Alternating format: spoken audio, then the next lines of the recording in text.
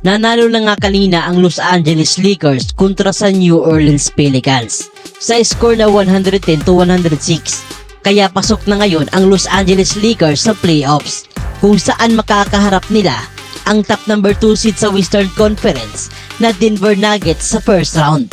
Ang team na nagpaiyak sa kanila last season, kung saan ay maaalala nating nawalis ang purple and gold squad sa mga kamay nitong si Nikola Jokic at ng Denver Nuggets.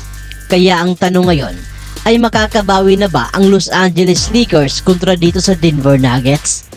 O di naman kaya mauulit lang ang kapalaran nila LeBron James at nitong si Anthony Davis sa nangyari sa kanila last season.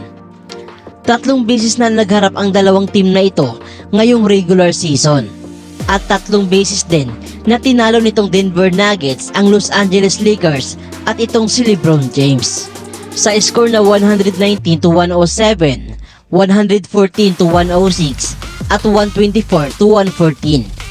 Pero kayo mga idol, anong prediction ninyo sa darating na laban na to? Makakabawi na ba ang Los Angeles Lakers dito kina Nikola?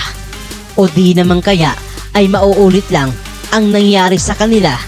Mag-iwan lamang ng inyong komento at huwag nyo sana kalimutang mag-like at i-follow ang ating Facebook page. Maraming salamat mga idol.